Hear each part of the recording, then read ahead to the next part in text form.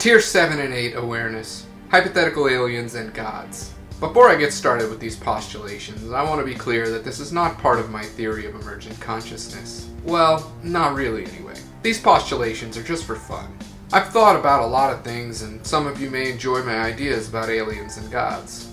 I've labeled this as hypothetical, but I actually think that it's very likely that what we call aliens actually do exist. I even think it's likely they have interacted with our civilization. Perhaps they've even genetically manipulated the biology of this planet. It would explain the missing link, as well as a bunch of other mysteries. There is a certain probability on that particular possibility, much more likely than a god at any rate. One of the reasons why I think aliens are likely to exist is that we are getting very close to spreading our wings and venturing into open space.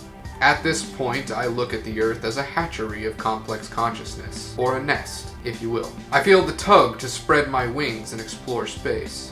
Although I have no interest in being a frontiersman that settles harsh, barren worlds, like terraforming Mars or living in a habitat on the moon, I figure it's a much smaller feat to change our current state of existence than it is to change an entire planet, but I guess that's a matter of perspective and dictated by levels of technology. Currently we can terraform a planet with the technologies we have, but we are not quite to the point of growing a cloned body and then transplanting our brain into that body or becoming RoboCop.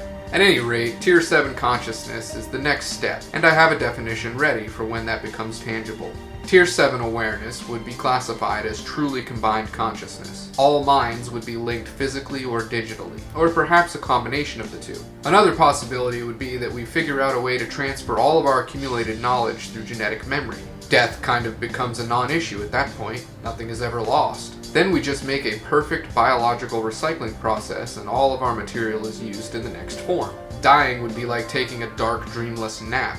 It's possible there are ways to cheat death, and therefore it's inevitable that we will take advantage of those options, as long as we don't go extinct. Once we have the ability to cheat death, we can continue to expand our consciousness to the level of a Tier 7. As I have little in common with the majority of the population here on Earth, I often fantasize about getting to meet interpandimensional beings, or even the run-of-the-mill UFO-type aliens. My bags are fucking packed. My predictions on what aliens will be like is based on what I predict we will be like. We're already well on our way to genetically manipulating many aspects of biology. We're also extremely overpopulated, and I believe we're headed for an asexual state of existence. It's likely that we will reach a point where we just create offspring in a lab by taking samples of genetic material and manipulating them to produce the traits we want.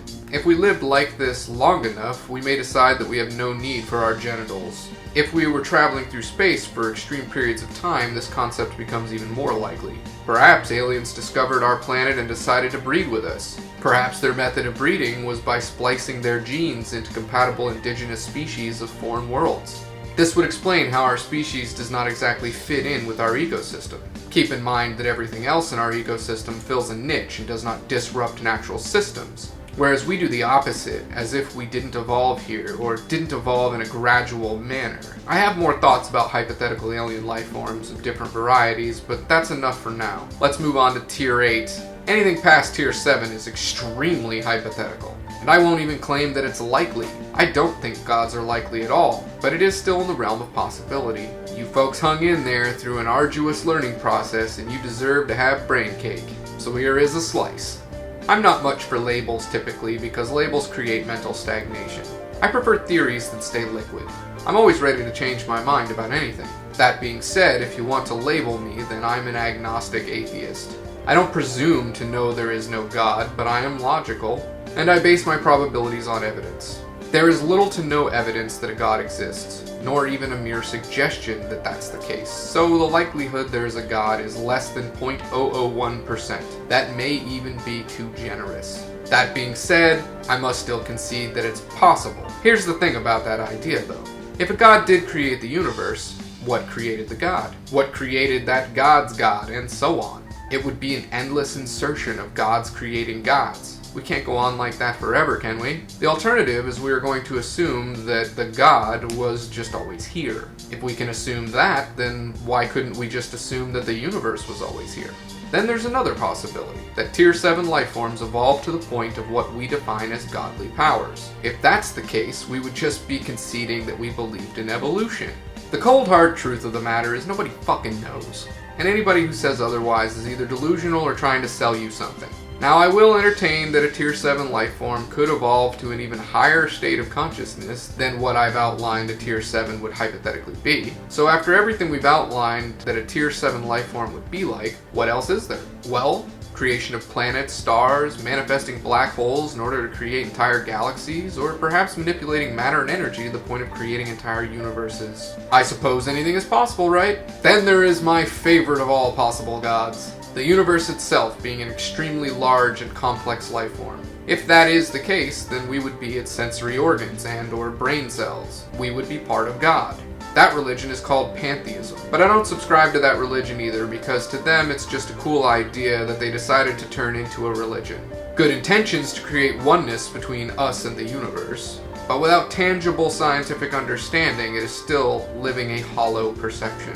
When people don't have any solid reasoning backing up their perceptions, they don't have an understanding, and in that state, they don't have rational reasons on which to base their decisions. Most people who adopt belief systems like that don't stick to their proposed morals because somewhere inside they don't believe it. If you don't understand it, then you can't possibly believe it. It's why most religious people are not as altruistic as scientifically minded. People who are more aware have more of a reason not to do harm and are more likely to consider the effects of their actions. At any rate, if the universe is a god and we are part of that god, then all of the memories we record must somehow make it back to the central brain of the universe, or something to that effect. What would be the point of having sensory organs if you couldn't access the data they acquired? That would suggest that perhaps there would be a frequency at which all knowledge was transmitted, and that would be the Akashic field for real.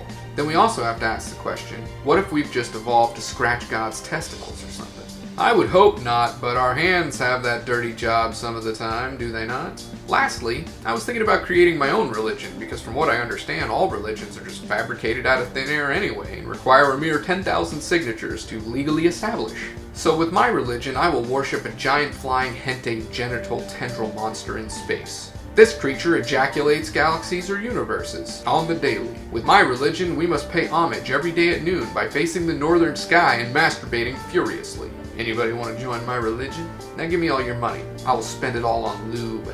Oh shit, would you look at the time? It's 11:50 a.m. Well, the northern sky beckons my attention, so I'm going to have to end this video now. Good luck in the application of these new understandings to the psychological state of our minds. Subscribe, thumb up, and most importantly, share with all your friends and family. Can you imagine the look on your grandmother's face? Thank you for watching. Thank you for joining the Thought Revolution. Yes, that was my version of cake. What, are you trying to tell me you think the cake is a lie?